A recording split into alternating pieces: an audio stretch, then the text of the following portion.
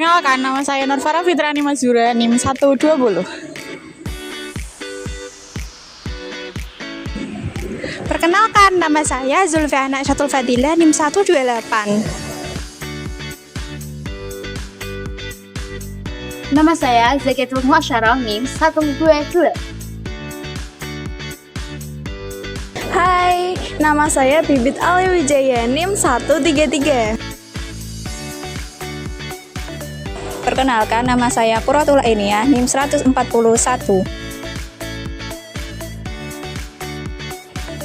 Halo, perkenalkan saya Nabila Nanta Salsabila, NIM 155. Perkenalkan, saya Maman Nafamili, NIM 137.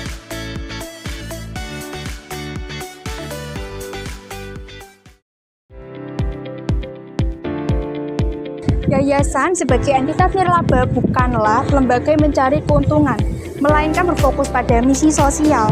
Namun, transparansi dan akuntabilitas pada pengelolaan dan tetap menjadi hal yang utama. Oh iya, yayasan juga adalah badan hukum nirlaba yang bergerak di bidang sosial, keagamaan, pendidikan, dan kesehatan. Karakteristik yayasan ada 6. Yang pertama, tidak berorientasi laba, ya berarti surplus dana digunakan kembali untuk program sosial. Yang kedua, tidak memiliki anggota, hanya ada pengurus, pengawas, dan pembina. Yang ketiga, kekayaan dipisahkan dari pendiri dan pemilik yayasan. Yang keempat, badan hukum setelah disahkan Kemenkumham. Yang kelima, memiliki tujuan sosial, keagamaan, dan kemanusiaan. Yang keenam, dalam laporan keuangannya sangat transparansi dan akuntabel. Akuntansi pada yayasan berfungsi untuk yang pertama yaitu berfungsi untuk pencatatan dan pengendalian keuangan, mencatat setiap transaksi penerimaan dan pengeluaran dana secara sistematis.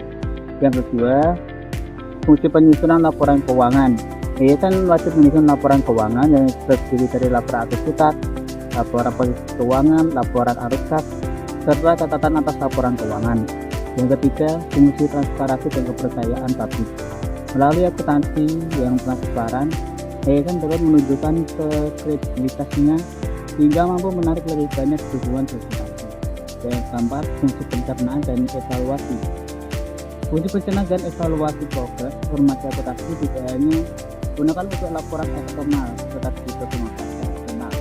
Sebagai dasar perencanaan anggaran, evaluasi efektivitas program serta pengambilan keputusan strategis.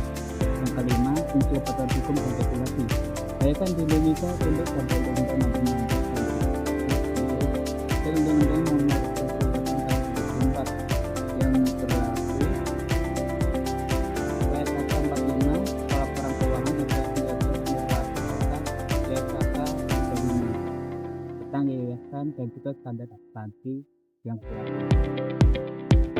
Akuntansi yayasan tidak hanya berfungsi sebagai alat pencatatan transaksi, tapi juga sebagai sarana pertanggungjawaban, transparansi, dan akuntabilitas kepada para pihak yang berkepentingan, terutama masyarakat, donatur, dan pemerintah.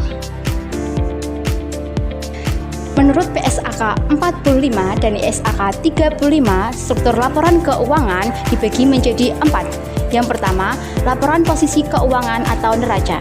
Laporan ini menggambarkan suatu kondisi keuangan pada suatu yayasan pada periode tertentu, termasuk seperti aset, liabilitas, dan juga aset bersih.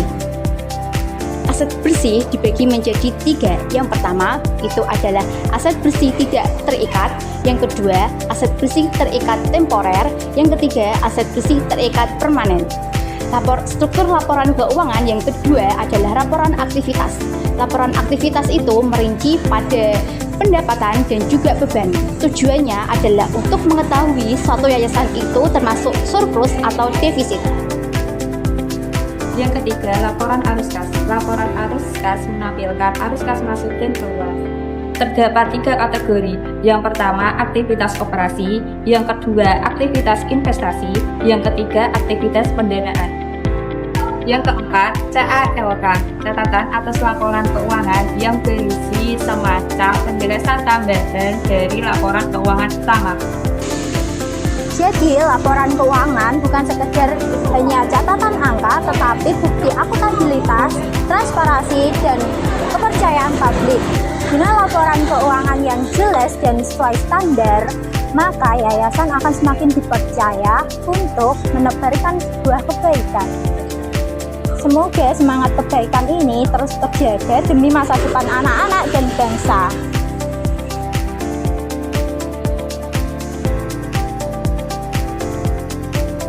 Pada laporan posisi keuangan kas yang sebesar 238 juta sekian, total asetnya 605 juta sekian, dan total aset neto 489 juta. Pada laporan aktivitas pendapatan sebesar 8,9 miliar, aktivitas operasi sebesar 71 juta sekian, aktivitas investasi sebesar 120 juta, saldo kas setara kas pada awal tahun sebesar 166 juta sekian, saldo kas dan setara kas akhir tahun 238 juta sekian. Transparansi bukan sekedar angka, tapi menjaga amanah dan membangun kepercayaan.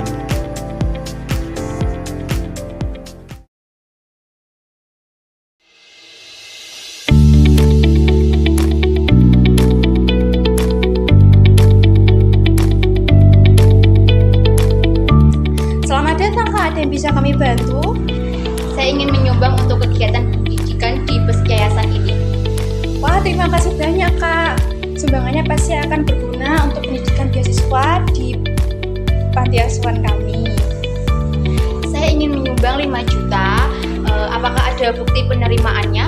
Tentu Kak, kami akan mencatatnya dalam buku kas dan sistem akuntansi sebagai pendapatan sumbangan tidak terikat. Saya buatkan ceknya dulu ya Kak. Ya.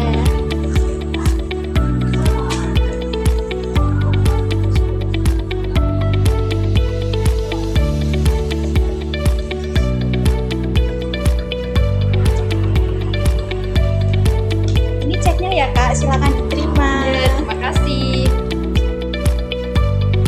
Jadi sumbangan dari Kak Zakia tadi dicatat sebagai pendapatan tidak terikat ya, karena tidak ada syarat khusus penggunaannya. Jika ada sumbangan yang penggunaannya ditentukan, misalnya khusus untuk renovasi sekolah, maka dicatat sebagai pendapatan terikat temporer sesuai PS angka 46. Jadi setiap akhir bulan kami membuat laporan keuangan menunjukkan dana total dan diterima dan digunakannya itu Kak. Wah, bagus sekali. Dengan laporan yang transparan ini, saya semakin percaya untuk berdonasi di Yayasan Panti Asuhan ini. Oh iya, dan iya Kak, terima kasih ya Kak telah mempercayai dan mendonasikan dana ke yayasan kami ini ya Kak. Terima kasih kembali. Kalau begitu, saya permisi ya Kak. Terima Ya, Kak. kasih.